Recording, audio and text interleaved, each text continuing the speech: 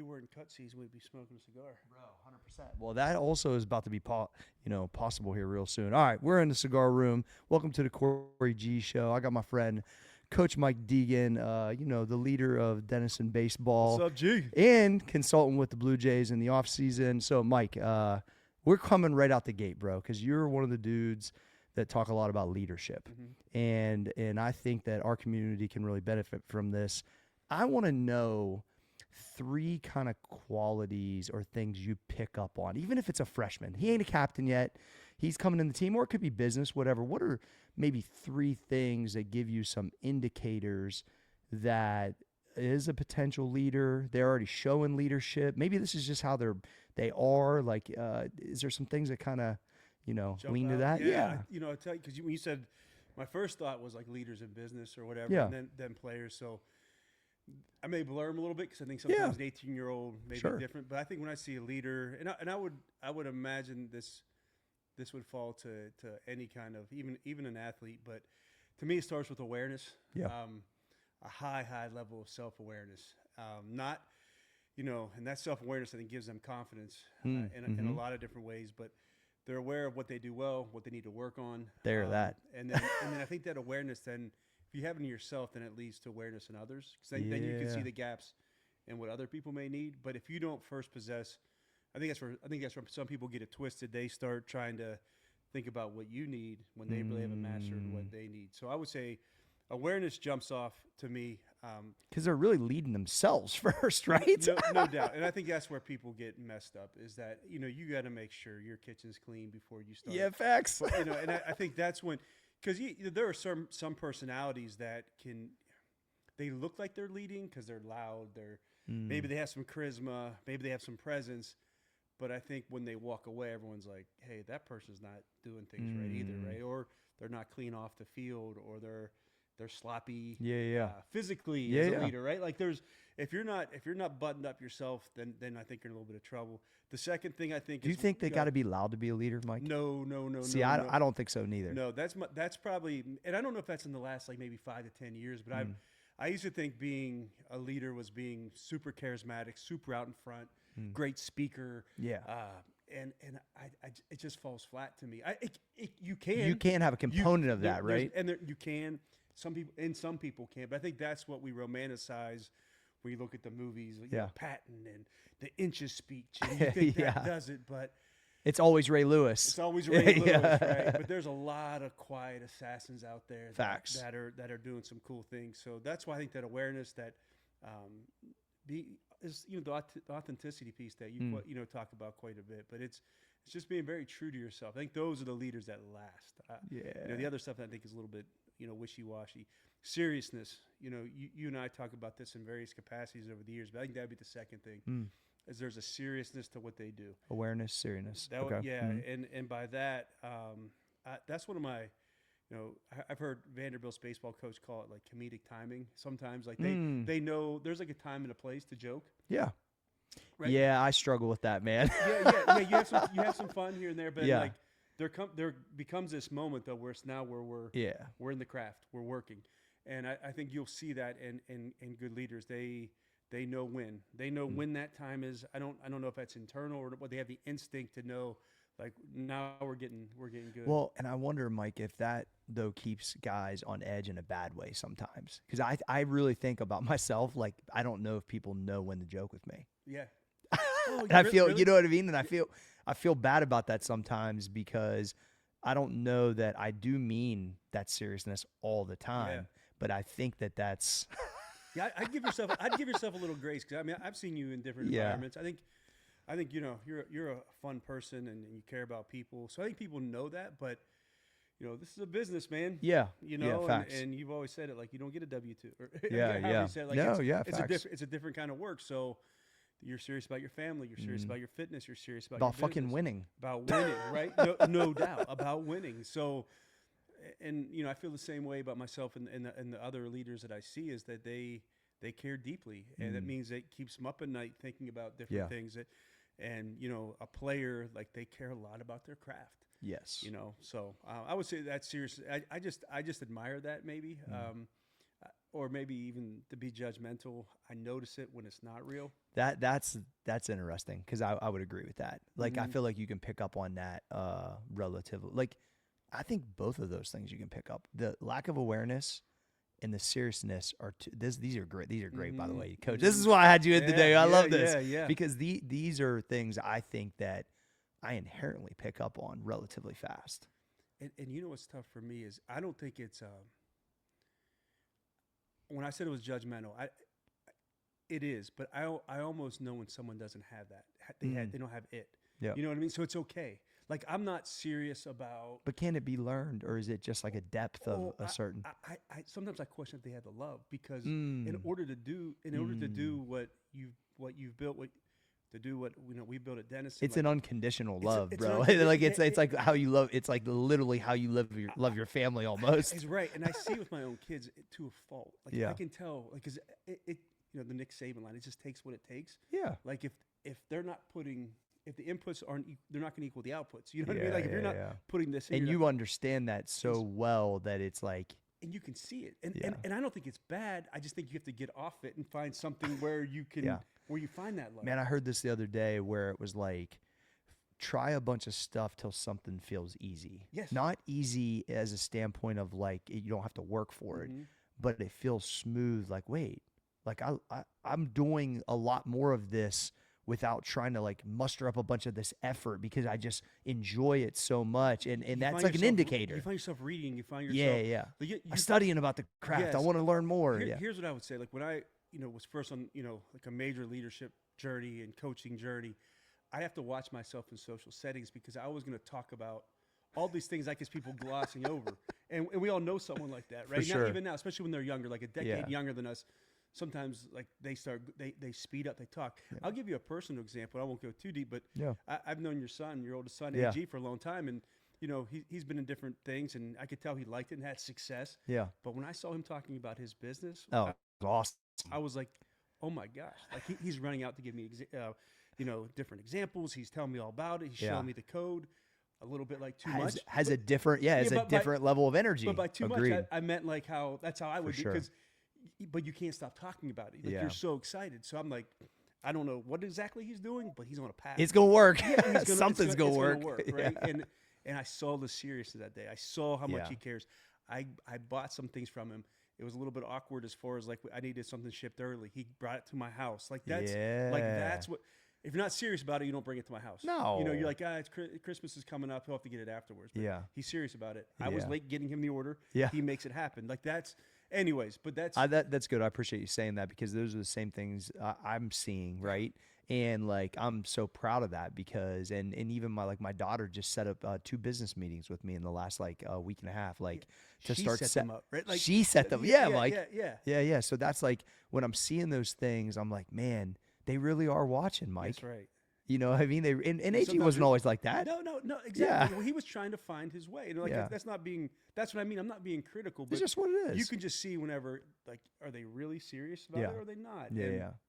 He's serious about that. And that was awesome. Facts. So what's your third thing then? These first two are bangers though, man. Really good. Yeah, we probably went down a bunch of different rabbit holes. The third one, I would say competency. I think there's going to be a competency to what they do. I've noticed that like highest performers, and you mentioned I get to work a little bit with pro athletes or around pro athletes more than work with them, work with the coaches more. But people like you if you're nice. They like you if you connect and you care. But at some point they want to know, can this person help get me better? Can you deliver? Can you deliver? Can you deliver? And in the highest of the highest levels, that's what they're looking for. Can this person in pro ball get me paid? Can they get me to the next level? And they'll be nice to you if not. They're going to be cordial, but they gravitate to those who they think they have a little something extra. So as a leader, you got to be growing. You got to be great at your craft, man. You got to be in the 1%. If not, really high performers can sniff it out. That's all I can tell you.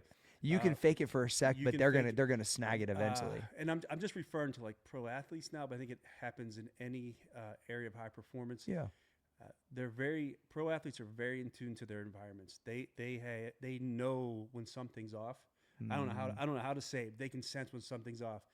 And if you're the person that's off, like me, you You can't match their seriousness. You can't match their competency. If you're not, you don't have to be competent like hitting a ball like that. You can't do that. Yeah. But you better be competent in knowing your area, like a pro, like a big leaguer. Because that's what they're expecting. That's what they're expecting. They want to be a big leaguer. Mm-hmm.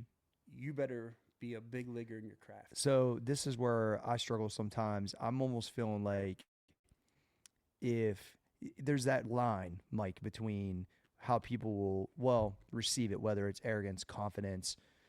Confidence is earned. No doubt. Arrogance is fake usually, right? Right. And I think that sometimes when you're a super confident 25-year vet, essentially, and look, I get my ass handed to me a bunch too. No doubt. That, there's no doubt. And I'm cool with that because I want to learn.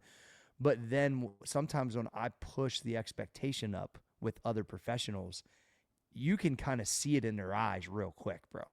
And they don't want to go there, or either they're like, I don't know. It's one of those things like I like to see the guy or the person go up. Mm-hmm. Oh, okay, this is what time it is. Mm-hmm. I'm dealing with somebody that has a higher expectation. But I would say 9 times out of 10, it's the opposite. Mm-hmm. They get defensive, and I'm not trying to I'm not, because people have done that with me. They want to see what I got, but then I go, okay, it gets me kind of excited, right? Put me in. That's right. That's right. And that's where the growth occurs. Yeah. Even if you fail there, because because you don't always deliver. No. And the bigger the rooms you go into, that that bullshit meter or whatever you want to, it just gets turned up to the highest. And they don't even know they're doing. It's not even. I use the word judgmental a few times. It's not even judging, but it's the same thing you just said. They know when someone doesn't have it. They know when that, because they'll throw that challenge out there, or they'll ask that question. I'm not saying you have to have the answer, but if you're about it, you'll probably think, reflect, and go, I'm not real sure. Let me get back to you on that, and mean it with a purpose, right? As opposed to I don't know, I don't really care about that. Then I think a lot of those high performers not the guy. Well, and then sometimes you might not answer that question right the first time. Oh, yeah. But then you pick up on I missed that one next time. Because, dude, I'm telling you, almost every one of those type of people I've been around, they throw a little test out all the time. And I do the same thing, even on accident sometimes, Mike, because I'm just I'm just kind of wired that way now. I want to see how fast you make it happen, what's your follow-up, how you operate, how serious are you? It's all these things that you've already touched on that might be in these little tests. They're all there. And I do the same thing. I just had it recently. Someone approached me about something, and I said, hey, if we're gonna do this, it's gotta be. Right. It's gotta be high level. It's gotta, and by the way, I'm not doing the legwork on it now at this point. No, hell no. You're gonna do that, but But anyways, no, I think that's it, man. There's those little small tests that are coming out. And confidence, comes from evidence. It comes from there you go. And so you have to keep putting yourself in these arenas and falling a little bit short. Yeah. Right. But then also having the courage and the awareness to reflect and go, I did fall short. You and I've talked about this a million times. Yeah, I'm actually okay with that. I don't like losing, but the reality is I know if I look at it that way, I'm gonna come back better the second time or the third time. Why are people so scared of that? The vulnerability of I don't know that answer, or I can't. It's for me, I don't know why it never felt that that big of a deal to say I just need to know more about that. Yeah. No, or express I'm really good here, not really that good here. But if you use me for this part, we could be great here. Yeah. But I don't know. I think I'm just from our conversations, you probably a little bit more innately than most. Yeah. Had that you were always just hungry, and I think you had this inner belief, inner drive. And I say drive, and drive that's a light word for you, but it was well, thank you, Mike. I am going to go 20 hours a day to figure this for out. Sure. This Arnold showed me this. Yeah. I don't know how to do it, but I know that's right. So he gave me the end game, and now my job is just to work relentlessly to get there. You've had that. Where I think I don't know if it's. I think ego really cramps people a lot.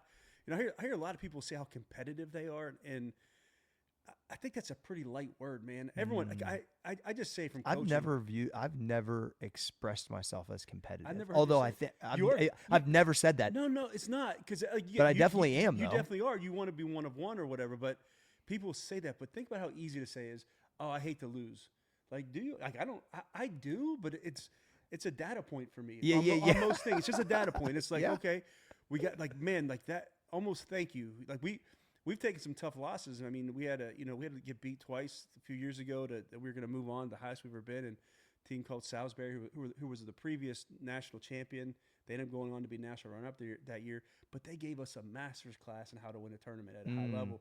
So, yeah, you're frustrated. You're disappointed. On your own field. On our own field. I was there. Yeah. It was special, man. Place was packed. It was like you could sense the finish line. Yeah. But they had the heart of a champ. They had and I always thank Troy, their head coach, for that. I always say thanks for the lesson, man. Like, you showed me that it was a tournament, not one game. We beat them the day before. Yeah. We had to beat them twice. Yeah. So, anyways, no, it's so good. But if you can take your losses and really look at them and reflect and get your ego out of it, like, I got beat. I hate to lose. Well, so do we all. Like, join the club. When's the last someone said, man, I love losing? No one does. That means that hate to lose is probably a pretty loose, light comment. Yeah. But can you lose or not get a result and reflect and say, why did I not get this? And can we make some changes to the dial? Or do we just keep going, right? Or we just stick with maybe all you need is more time on Earth. Sometimes that's true. That's it. Sometimes it's just more time and effort and energy.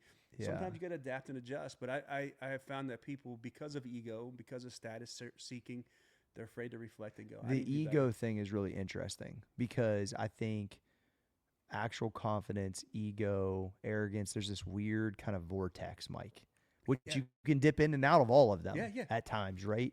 And I even in a couple of recent situations, I was like, all right, is my ego not letting me do what I think needs done? Let me go out of my way to try to explain myself more than I think I need to, or show more proof than I think I owe this person because I really am trying to get the result. And so maybe if I thought I was already too big that I wouldn't, go there. But so I've tried to like sift through some of that stuff because you can't expect everybody to really know what either your true intention is or maybe even really what your background is fully because people ain't really paying attention, man. Yeah. I like that because I think that's it too. Sometimes you get to whatever level we are in whatever part of our industry we are, and you don't want to look bad sometimes because but as long as you're good, you need to put yourself in those spaces. But what stops me from stretching sometimes, it probably is the ego of like, if I fail here, am I going to look bad? Or is that going to tarnish some of the other things I did, which is all just insecurities. It's all just we're just making shit up in our head. Nobody's walking down the street going, I saw Mike miss that. That's right. One of my favorite, this is like a little off it, but one of my favorite things that you've said is like, you don't really blame like others. Like if you don't get put on a certain platform, you're like, I just haven't done it enough yet. Yeah. It's not their fault. I might initially like feel like a pity party and blame it, but then I go, I know the real reason. I'm just not good enough yet. Just not yet. Not Y-E-T, man. It's yet. It's not that I'm not good enough. Yeah. I'm not good enough yet, or I haven't proven enough. There you go. Or I haven't put myself out there enough. Whatever it is, but it's not, these guys are so dumb, they're missing this, or these people should see this. No. There's something within me. Yeah. And I think about that for players sometimes when they think about playing time is, no, there are all these things you can do to increase the probability of you getting that result, and you're probably not doing all of them. You may be doing 95% of them. But that 5% is where you're missing. It could be, right? Yeah. And you know what? And you could even do that 5%. What do you always say? You just want you're working hard for the opportunity. I love that. Because I think that people believe because they work hard, they're owed it. Mike, I watched my family work real hard, and they had a lot of problems. Yeah, really hard. Yeah, like real blue collar hard, and they struggled. So to me, that's not real. So you know what I mean. So I think that's where that came from because I was like, okay, I'm shifting that work ethic to something I love and I believe I can be great at in my own way.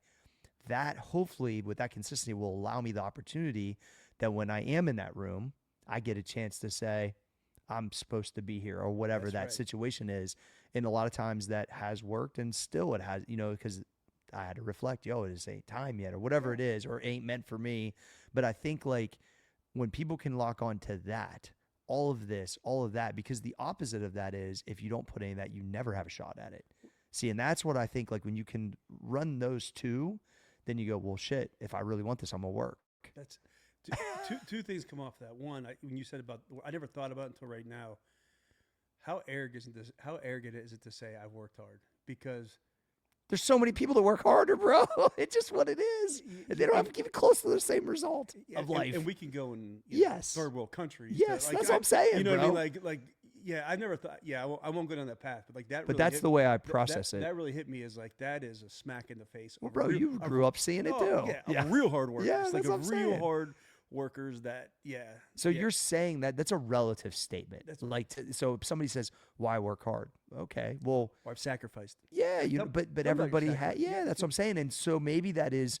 And I'm not here to say my work hard or sacrifice is greater than yours or this person, right? Everybody has their own experience, but I think it's kind of a little bit of entitlement, weird statement, which you'll never hear me say a couple things. And that I don't really say grind very often because that's almost kind of in the same category. I feel like if you're trying to be elite at what you do, this is just the standard. If they took 4 a.m. away from you, it Oh, would crush you. yes. So that's not like I don't need a trophy because I'm still coming at 4 a.m. That's what's required. it's a grind to me, but like to Yeah.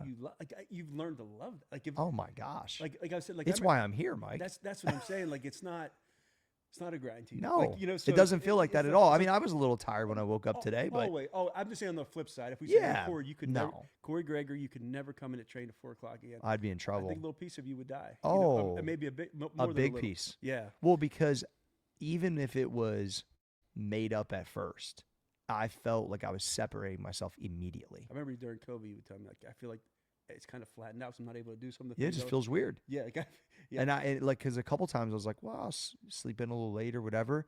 Then I went to my garage and got my shop light. I plugged it in outside at 4 a.m. and I have my gym outside and I shined the light on my gym outside at 4 a.m. I worked out by myself. I was like, this shit ain't leaving because I was super busy during COVID. So I needed to be more on my game. Yeah. Probably drink more beer than I normally would, stuck in the house. Right. But the reality was I knew it immediately.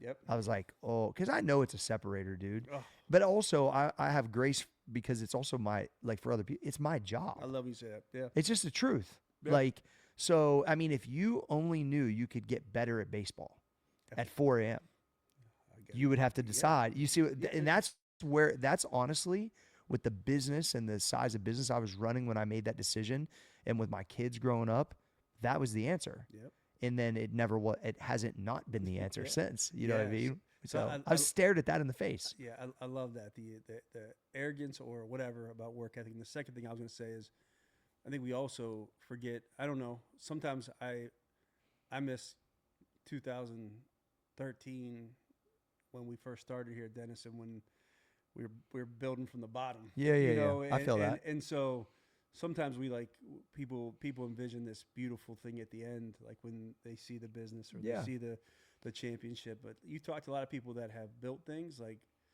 the joy is in the work, man. The joy is in the journey. It's not. It is. It's never really been about trophies for me or championships. I mean, they're like, I don't know.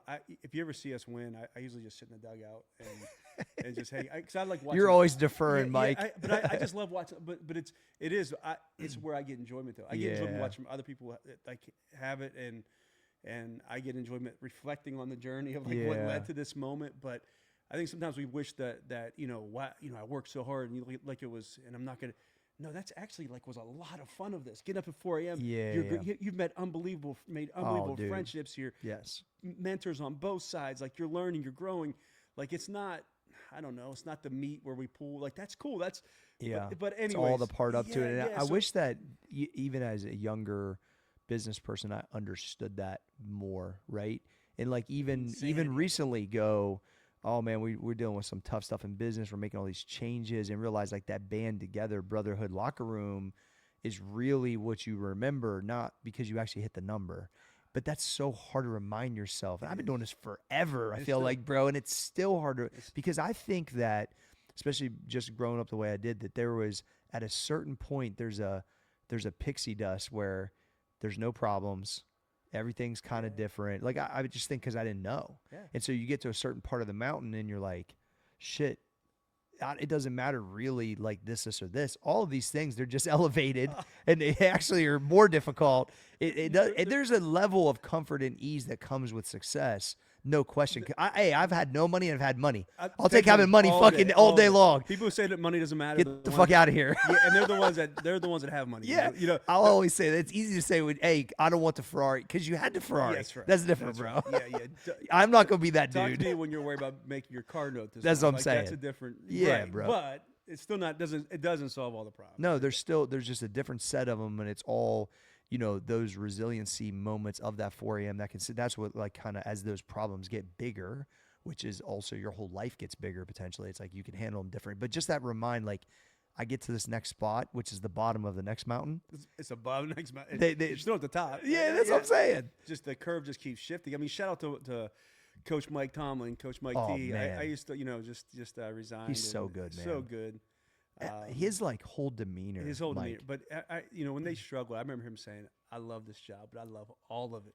Yeah, I love all of it. I don't love just when we're winning. Yeah, I love coming in on Monday after we get beat, and I'm trying to figure out how to get us back true. on the right track." And look, that's maybe a little esoteric, a little woo-woo, but you can flip that. You can flip that and say, okay, this tough time we're going through right now is exactly what we need. Oh, man. Exactly what we need. I don't know. I don't love it. Or whatever. It hurts though, but I love the idea of trying to figure this thing out, you know? And man, the clip of him, Ryan Clark shared a little while ago, and he said, "Coach, what do you think about people are saying, well, you ain't won a playoff game in 9 years?" He goes, or he said, "What do you think?" He goes, "I think nothing." Yeah. He goes, I don't really care what people think. He goes, but here's how I look at it. In some people in life, there's talkers, there's watchers, and there's doers. Yeah. And he goes, thank God I'm a doer. I mean, dude, it was so good, bro. And that's the, to anyone on here who listens, who hasn't read, I know most people have, but Made in the Arena. Oh, yeah. Yeah, Man in the Arena. Yeah, that's it. It's not the critic who counts. It's the man whose face is marred with sweat and blood and tears. Like that's the person you should be giving credit to, because I think just being in the spot, Mike T for 19 years has been in the spot. Going to a studio, which he'll kill. Oh my gosh, is going to be unbelievable. But it's not like being in the arena, man. It's just not. It's. I even see Coach Saban. You're like, you just wonder, like he's close to the sideline, but he's not on the side. That's got to be hard, right? It's got to be hard. I mean, they've earned the right to live where they want to live and go fly in to crush it on the studio and make good money, but. Those guys are meant to be doers, and those gals are meant to be doers. I feel like I see that in Urban too, bro. Yeah, it's just he's just like chewing his fingernails. Yeah. He just like wants to just starts getting uncomfortably close to the sideline before the game. Yeah, like, not where the you can tell like to be, but he wants to, it's so funny. Get a temperature, but no, that's it. But it isn't, man. Like I've had to learn that you're going to get judged. Even like when I was writing more frequently, you put stuff out, and there's always going to be critics. Why is this baseball guy writing? And, I just spoke at our national convention, and I was on a pretty big podcast. That was sick, man. Yeah, these are all cool things, but look, there's a lot of we increased the bullseye on our chest, but no question. Yeah, but I don't know. I always reflect, because it's not the critic who counts, because the people who know and care deeply about me, they know that's not me. And Mike, the amount of people that I realize is there's 3 times the amount of people that are listening and learning that you'll never hear from. That's right. You'll run into when they're older, or like randomly, or maybe never. And because that's what kept happening to me. Man, keep putting that stuff out, G, blah, blah, blah. Like, I'm glad you're posting more often. Like, and I'm thinking, I've never even seen, but I've been following you for 10 years. Like, you just never know who's listening, man. That's it.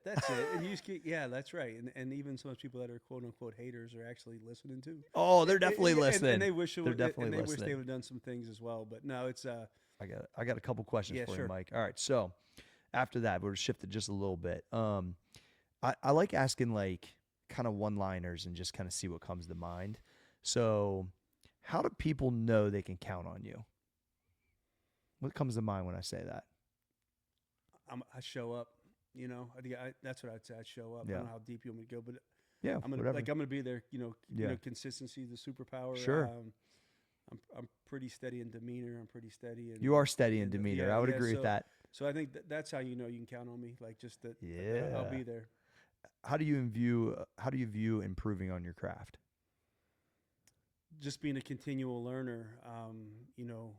Just never being cliche, but never being satisfied. And like for myself, it's just, reading, writing, and trying to get around wise people that are doing things. And now at this point, like I always say, I'm more of a generalist than a specialist. So I'm trying. What do you mean by that? I don't really consider myself a domain expert in any one phase of baseball, hitting, pitching, defense. I don't. But I'll pull analogies from the weight room to baseball, or to Sure. gardening to baseball. I gotcha. You know, like you're always trying to, just be a master in that way. But my job now, like the way our system's built out, my job is to kind of keep us, take You're care like of the CEO, land. man. Yeah, take care of the land, make sure the conditions are right for us to thrive. Look around corners, but the days of like being in the weeds, it probably isn't where I am. But that's where I'm much more of a generalist. Little things still matter to you. Absolutely. Yeah. Yeah. Well, I think that I think about those. So I sometimes don't view myself as that person, but then I look at certain things I do and I'm like, I actually am that way.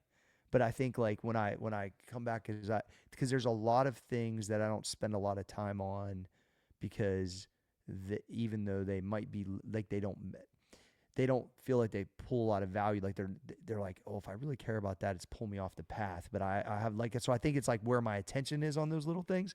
Because it could look sloppy. Certain parts of my life could look like that to some people. Amen. You know what I mean? I'd say the same thing. Like how you do anything is how you do everything. Probably doesn't apply to me. I don't think it applies to me either, Coach. It doesn't. And I appreciate some of the detail. I don't think anyone would describe me as like overly detail oriented. Yeah, me either. I'm definitely 30,000 foot. Like let the details kind of fly. But I thought when you said small thing, I do have a great appreciation for like small things in life. Like small things in that regard. Like seeing a weed grow out of the concrete, like how's it happen? Or I'm able to take in things like that. Like I have an appreciation. I have a much deeper appreciation than I ever have for those things, as opposed to like, for crazy vacations or crazy trips or whatever. Like just relationships matter to me. Small things matter to me. Yeah. Seeing the sun come up when it's been cloudy here in Ohio for the last week. Like that stuff pops off to me. So really, like even just the interpretation of that statement. That's why I like these kind of things, because you know what I mean? I probably went off a little bit. No, that's exactly what I wanted. I like this question. How do you show up?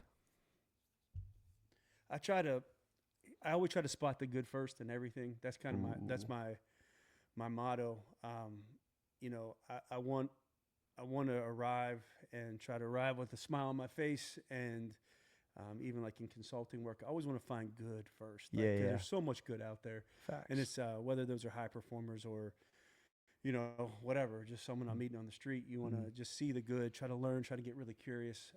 Curious is a great word, man. That's important to me. As I was saying earlier, I'm constantly that way, bro. I'm always wanting to know, well, how's that really work? Oh my gosh! Every time I see a building, including your building, I'm like, man, somebody went through a process. Oh, facts. Building. Yes. You see a bunch of like construction equipment. Oh, like how did that happen? But anyways, I think that's how I show up in the lens of curiosity. And I hope of positivity, and I probably can work on that in certain realms. I like that combo though. Yeah. That's, I think, a good lens of positivity and curiosity. Yeah. And then you can always peel back. No one's going to put me in a bucket where I don't want to work hard and try to get in there and troubleshoot and find the problems and opportunities. But I think I'll start there. Yeah. No, I love that. I love that. How do you view like over delivery? I do. I'm a big believer in just probably my demeanor more than anything of under promising, over delivering. I would agree with that. Yeah, I want to, I always want to add value, and maybe the story I'll tell off of that is just quite a little quick thing would be, like when I get to meet people maybe who are a level above me or whatever in status or job title or whatever, I never look at what they can do for me. I always try to look at what I can do for them. Yeah, I feel the same way. I was 25, had no money. I would remember sending Tim Corbin books at Vanderbilt. Like, here's a book I wrote, here's a book I read, Coach, I thought you might like. But I wasn't saying, hey, can you get me a job? Or he allowed me to watch his practice. And I'm like, okay, I do believe in the law of reciprocation. Yeah, of course. And so I always wanted to be someone who's adding value and not taking away from people, no matter what the status barrier may be or whatever. That's a great lesson. And I tell younger coaches that now too, because people kind of always want. They want to take. Take. It's like, no. Like, I think if you start, what can I do for you? It's just maybe, if anything, it's just playing a longer game in almost everything. Absolutely. Someone recently talked real about relationship building, bro. Like, man, I want to start a YouTube channel, and like, I want to quit my job. And I was like, man, do it if you like, but that's 5 years, bro. Like, to me, that's 5 years of putting out episodes once or twice a week. Yep. it's every time it's, Mm-hmm. it's, and then maybe somebody notices. Maybe I Sure. wrote for 7 years straight. My audience never grew. It didn't grow crazy. Like, it grew to The some quality sure grew. The quality was amazing, Yeah. but I never got to like 1 million where I'm like monetizing like crazy. Yeah, So, yeah. anyways, people are looking for the quick fix, and then how can you help me today? Facts. And if I build that relationship, add value to you, then we just build a relationship, and then amazingly, Just homies. we're just homies, and we Yeah. try to look out for each other. I think about this that I read tons of the Carnegie and stuff with the over delivery, right? It's like one of the main principles. And I think the kind of famous statement is 2 ways to not get what you want. Only do what you're told and just do what you're told. Yeah. Because the only way to actually get what you want is over deliver for yourself, for your employer, whatever the situation is. And I think, this is my own opinion, most people think doing what they're told is over delivering. I would agree. I think that's a heavy problem right now, Mike, because I know I only got to this point because I never only did what was required. Yeah. Yes. Constantly for years and a long time. And that expectation was to do more because I never was a starter.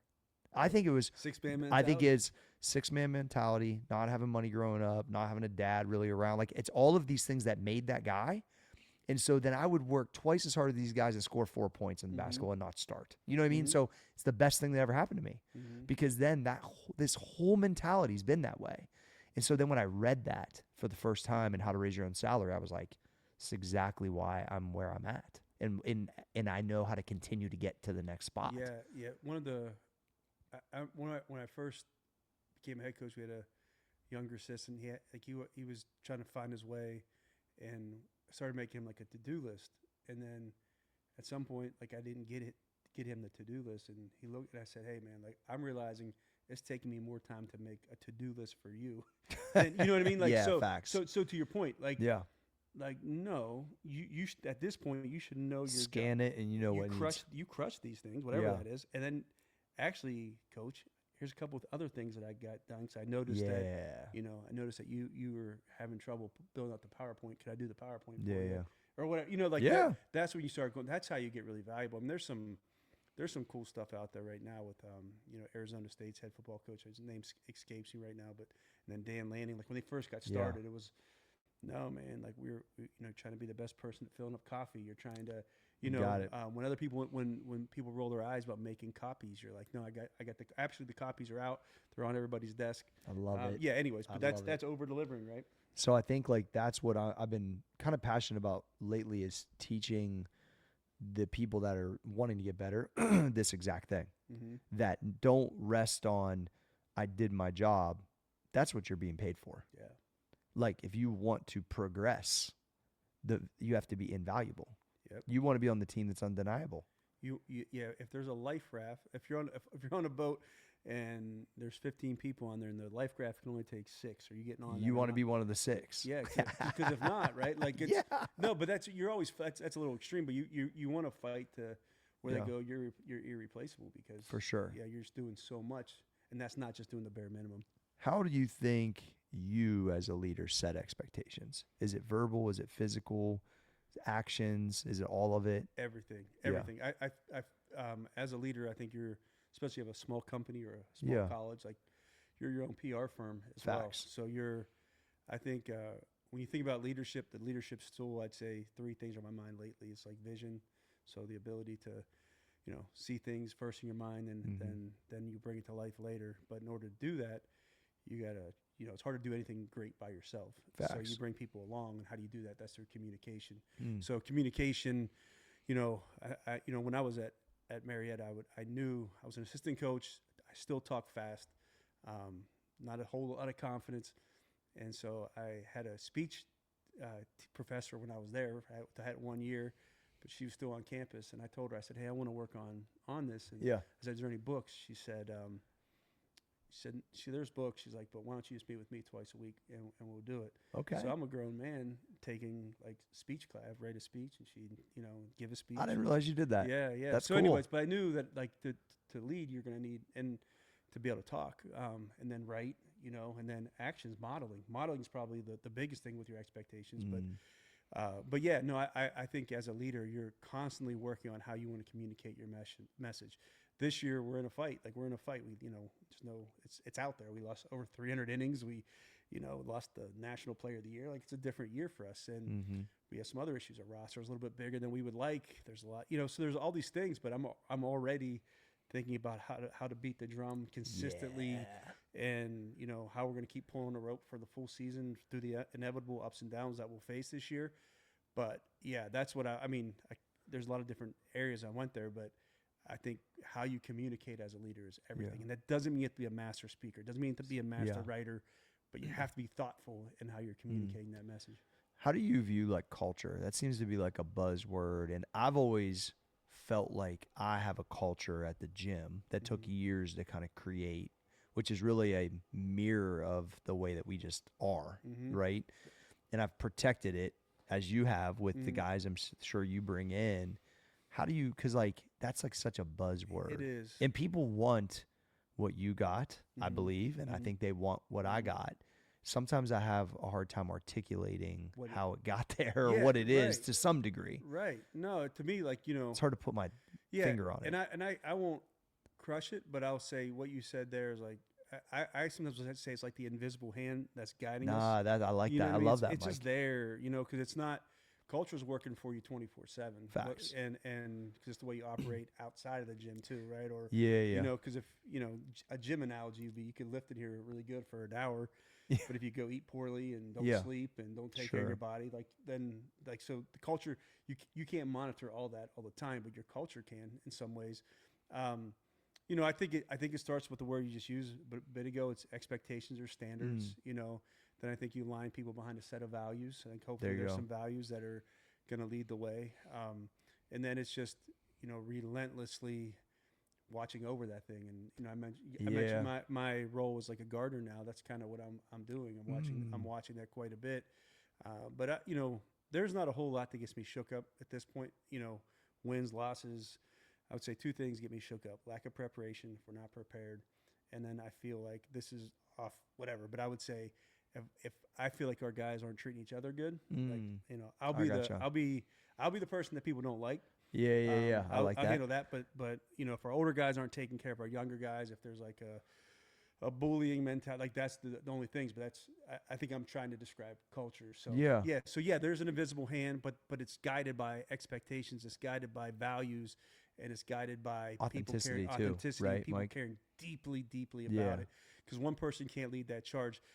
I'll pause here in a second, but right now I think we're at that point with our team. Like we've had the guys in our locker room haven't seen anything but success. That's all they know. That's all they know is only winning. Only winning. Yeah. Only. And it's a testament to you, Coach, and Rome and all the staff. Well, but we saw some videos of like 2018, 17, like when we were punching up, like we're getting close. We weren't there. But if you hear those guys speak, it's crazy. They were falling on the sword back then. Sound different?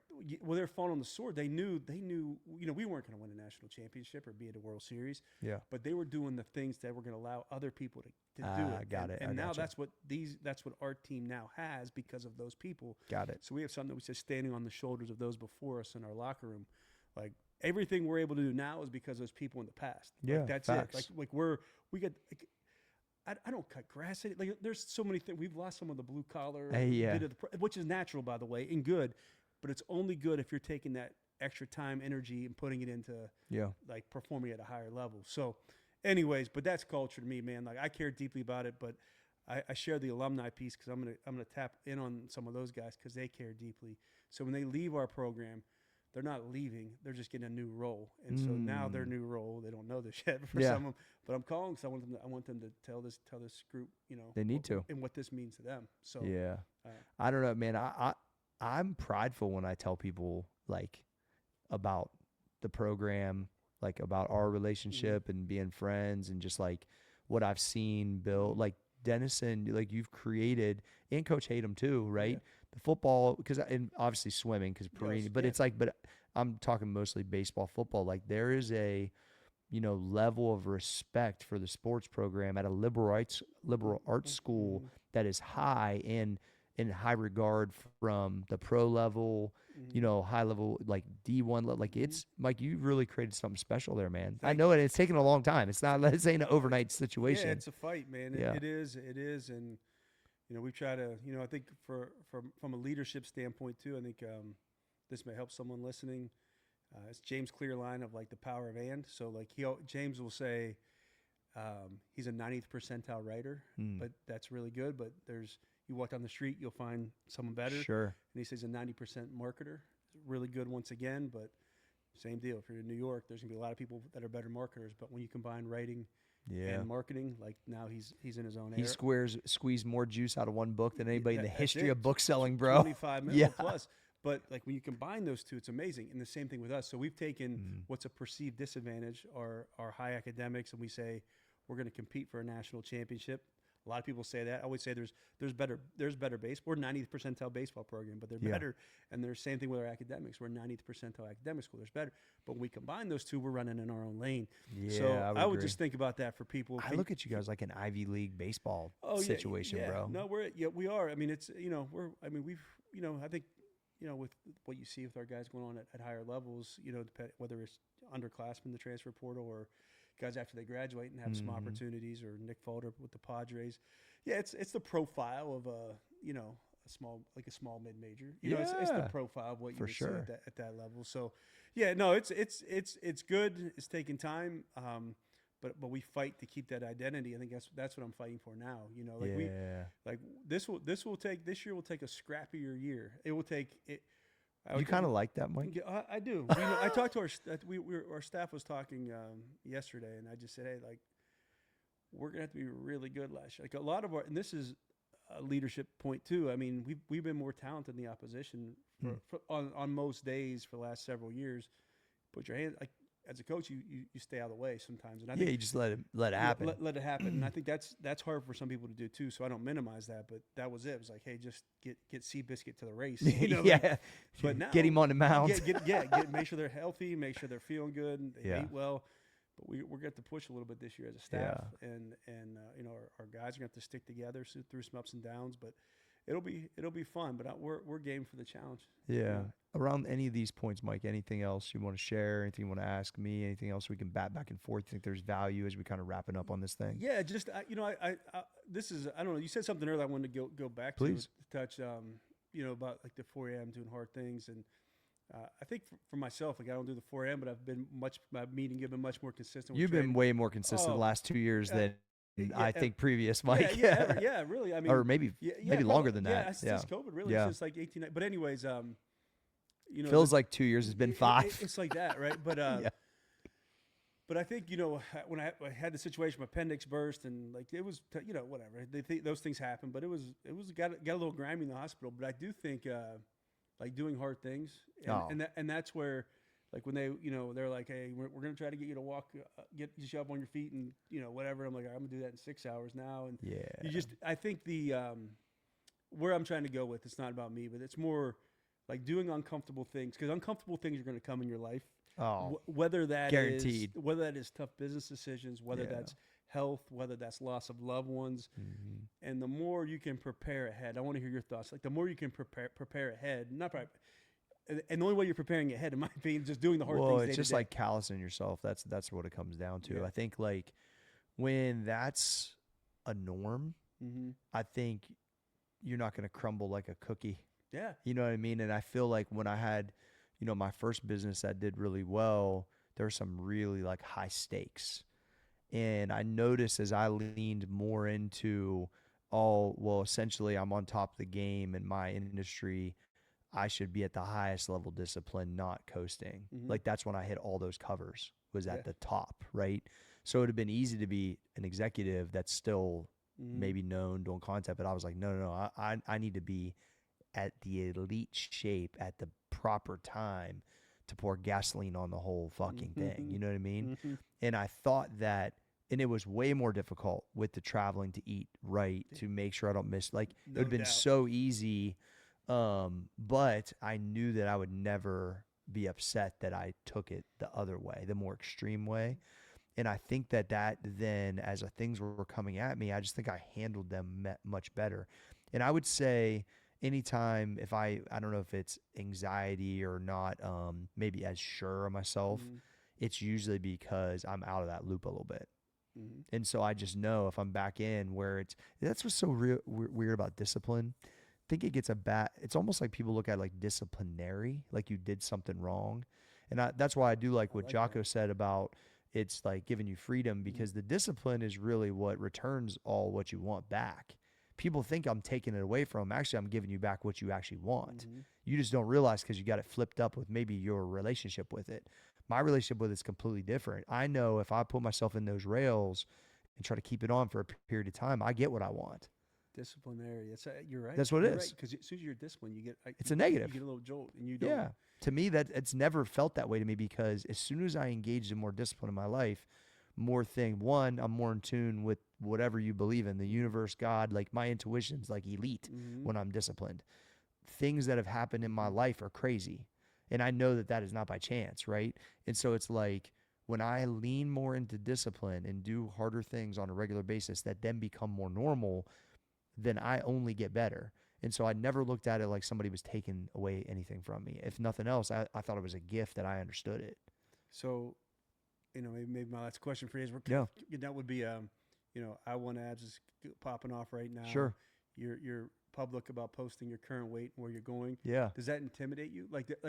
For people that, like you say, hey, I'm going to drop 20 here, fall my weight. Is there any, do you have any doubts and fears and insecurities about that right now? Or are you so wired to go like, oh yeah, no. Do you like the discipline that's going to require? Does that? I like it. I'd rather it be more accountable, because it's easier for me to be not as accountable because I'm the leader of it or whatever. Right. So to me, it's like, I'll do that on purpose for myself. And I hope that people can get like that engages them to go along the ride. I know. So I think when people say, it's intentional. I think it's intentionally healthy amount of pressure. Yeah. Yeah. And I love, what I would say too, like, I've been around you on a personal level, but like the holiday season, like you're going to I was having fun, man. You're going to try to enjoy, go to New York with your family. Yeah. You're going to go to the state. I was eating pizza. I was enjoying myself. You know what I mean? Yeah. Like, and then you have this season where you hit this, but do you still feel the pains? Like like when people start off on this journey, like the first day, 2 week, it hurts? For sure. Does it hurt you as well? Yeah. Or not? Or are you so used to it? Because I think I'm used to it, but I still think there's like anything, right? There's that click back in. Well, man, like that other stuff is really tasting good. That's why it gets away from people. Yeah. And no one's past that, I don't think. So I do understand that. I think it's good, because then that can show up, like I can show up for the client a little bit better because I'm experiencing it. Here's what I will say though, is when I say, I'm going to drop 20, I know I'll drop 20 because it's my job. Yeah. But then I think when other people say that, they're not sure. That's right. But what I'm trying to get through to them is, if you actually follow, I am sure. Yeah. And I'll lead you to that. You know what I mean? And so I think that's part of like where the confidence comes. I was saying this the other day because Alfonso, who won last year's I Want Abs and won the car and all that, he said he had done it 6 years in a row. And it wasn't until his 6th or 7th year where he won it. I love that. Well, I was thinking about, Alfonso, I've probably done this 30 times in my life. It may be more, but it's minimum that. Meaning, and what I say by that is, I was either getting ready for a cover or a photo shoot or a bodybuilding show, that I have taken probably 8 to 12 week blocks where it was a under 5% amount of cheating, like if not maybe zero cheating at periods of time for long periods of time, where it was that intense, and probably went through that cycle 30 different times. Like it definitely minimally once a year for sure. And I've been doing this since I was, since 99. So, and there's multiple times where I did shows in the spring and shows in the fall for years. I think I've done like over 15 bodybuilding shows, and it was 13 covers. So like you start adding that up and you're like, man, I've had some real dedicated, disciplined which is why my body never, every time I would go through that, it never looked the same again. It would change, whether I might end up weighing the same, but the composition would be a little bit better. So I started thinking about, that's really how I got there with those blocks of very, very intense discipline, which has contributed to me to have, be able to create this life. So I think that that's a lot. It's a long time. Yeah. The abs are the hook. Yeah, whatever, of course. right? It's cool. It's a cool thing. We all, all that's the shiny object. Yeah, without a doubt. But, going back to my I was lucky to only have to have a small surgery or whatever. But it goes back to this. Like when I hear you talk, you've done hard. So no matter what, this is hard. Yeah. But you've got 30 some reps of doing That's what I'm saying. Yeah, like there's always. So I think where we get in trouble in anything is when we find comfort so much that we forget what it's like. It's easy to do. Yeah. So like you said, you love to taste the pizza. It's not you're not different in that regard, but you know that like at some point I got to put a stop to it, and I can get back, and I can feel this pain for a day or two, whatever that is. Like you're human, you feel it. Yeah. But I've done it. I've been through it, and I'll get back here. And where I think other people don't. So that's why something like this event can really springboard people into just being a little bit uncomfortable with the community. And for sure. My thing is I understand the structure that leads to success. Yes. And what I'm doing that's a better way to say is essentially with the dangling the carrot of the car and the watch and all these things, which by the way were my carrot dangles when I was building my business early, right? I know what people get if they dive in it. And so I'm essentially forcing a successful structure on the community with the proper prizes to allow them to experience, if they're lean in, what I know is true because I've done it 30 times. Yeah, that's it. I just listened to a Shane Parrish, a Knowledge Project. Okay, it's a good podcast, but he did like an outlier story on Mary Kay. Oh, but man. anyways, but her thing was a pink Cadillac. Yeah, of course. That was like. And that's what led everybody to it. She wanted like the visual hook of the pink, not an extra. Like I feel like I give them extra money in their paycheck or whatever. Yeah, like it was just gonna. It's a status thing too. I know that when I see it around town. Yeah. Oh, Mary Kay. Yeah, pink Cadillac, right? So, anyways, the Benz, the Rolex, like these are things that they're out there. But I think the greatest gift is in the long run, right? Like you won't see it. It's like those are to come, but. I don't know. I don't think I'm articulating it well, but I think it is that ability to get off the rails, get back on. Not that you're off the rails, but in anything in life, like in any, like I get comfortable. Complacency is real, Mike. It's real, and it's human. But it's how human quick nature. can you close that gap, right? It's the same key. different like in baseball. It's like an error occurs. How quickly can you get back to neutral? There you go. In life, a loss of a loved one. I know that sounds traumatic, but like. Does it knock you out for a decade, or can you grieve and get back? So I do think these little things that they're massive, dude. I think like here's what I've been trying to do with my content a lot lately is like, all right, you're good for 12 days and you really fuck up the 13th, just don't make it the 14th too. That's it. Don't burn the whole ship down, because if you look at it like a percentage, you were 95 for that 2 weeks and you had that little incremental mess up. Don't just eat pizza for 4 days straight. Be like, this doesn't work. I'm done. And it took you a long time to get that way. You can't unwind it in 7 days either. And some people will say 95% is better than 100%. Like, yeah. Because you can sustain that longer. You can sustain it longer. Like you always say, this is my job. I got to be 100%. Yeah. But if you're at 95%, we're winning, man. You're pretty good, man. Like give some grace. It's one day. You're good. Like you're good. Yeah. Just don't let the demons take you down to like, none of this matters because I stepped on the scale. I put on 2 today. It's like I would say also that's just the easy way out. It is, man. It's just the easy way out, because that's like a level of self-sabotage, because maybe whatever the why isn't deep enough, or you don't think it's as important enough. And I just what is the strategy? So I can share what I try to do when I get off the rails, but Sure. If someone has that hiccup, if someone has that hiccup, what's a quick way? I mean, one's gonna be just get back on it, but what I just try to remind myself why I was doing it in the first place, and remember. See, a lot of people, look, some people have never been in shape, and this might be their first time, right? Most of the time, they've been at a level of shape in their life at some point. And I try to remind myself how great I felt at that moment, how good my confidence was, how it felt to wear certain things, or the way I sounded on camera when I was like on all cylinders, or just like the way I'm perceived by my family. Like I try to like take it more on like the feeling of the dude who actually does what he's supposed to do. And if you can get that way, because that's almost in that like visualization kind of thing, like, it's like, because then I'm like, oh, do I really? Because I love what Arnold said, like nothing tastes as good as being a champion. That's right. Like, that winning's not boring, because I've got that. Oh, that's so boring to eat the same thing. Cool. It's not boring to have abs though. That's right. It's not boring to win. It's not boring to be confident. It's not boring to go to that convention and walk in there and feel good. That's what I'm saying. Yeah, like that's not boring to me, right? So like I just always flip that and say like, and this is the other thing is, why do you think you should be able to eat pizza every day and look good? That's not true. It's not reality. Yeah. So the sooner you get up against reality of what this really is, I'm training 2 hours a day, and I can't get away. Don't you think if I could get away with that, I would? Yeah, that's right.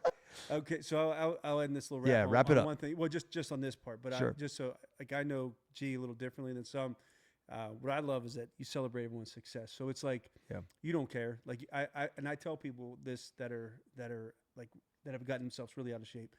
Like, no, man, like guys like Cory will celebrate you going to walk a lap today. Yes. Like, and mean it. There's way less judgment than people think. Like way less. Anyone who's on a path and trying, that's it, man. And you fall off the path, everyone falls off the path. Like that, you're not.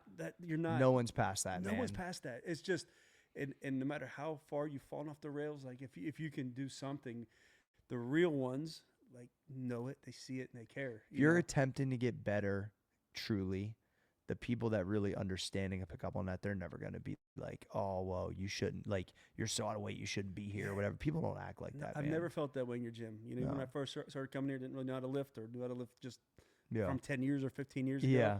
Like, oh, man, they'll spot you. Let's go. Try this. Like, awesome. Keep showing up. This is awesome. You know, so it's it's a way. I think that perception gets people off, and they think they're too far gone. And you know, I can only bench 135 pounds. That's stupid. It's like, no, man. If you only benched 127 last week, you're 130. Like, it's progress, man. We're gonna high five you, man. And say, keep going. Don't use all those things if you're listening to just like discount yourself to that you're just done. So Rachel said something to me a long time ago when I was telling her I was having a hard time socially, bro. Just like in basic situations because I was so serious, which is back to like I've got a little bit better at this, Mike. And she just said, because you didn't throw the towel in, and who you were interacting in this situation, which weren't people I knew that well. I could feel that, and it was weird for me. In that moment, I must have been like ultra fucking serious about whatever, which is most of the time. And I wasn't judging them, but I just didn't feel like I had that much in common. And so I was trying to play, and I'm not very good at that. Right. And so I came home, and I was like all out of sorts. I just didn't have fun. And I was like, that's why, I don't know. My circle's pretty small at this point too. And she just was like, you just didn't pick up on that?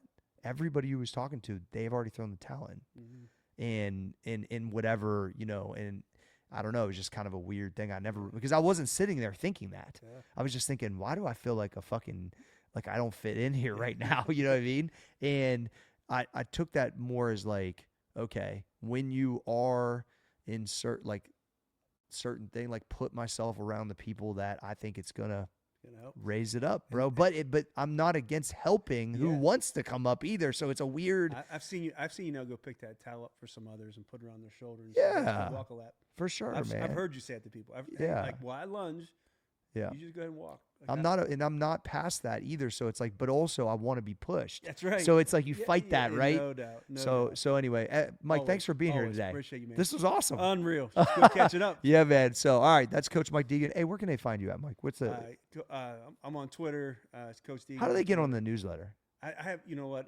I need. Listen, your newsletter. If you ain't writing right now, bro, I'm your dude. You need to write that again. I appreciate it. Actually, yeah. Is it your site? Is it on social? Like, how do they get on this? Like, it was CoachMikeDeegan.com. It's still, the website's still up, and it has a bazillion articles. Oh, okay. So that's where they can go. It's still there. CoachMikeDeegan.com. CoachMikeDegan.com. There's probably, I don't know, 200 articles from. That's beautiful. Over the time, and so they're hopefully they're evergreen in some ways, and I'm looking to reignite. All right. Cool. All right. We're out of here. Appreciate y'all. Peace.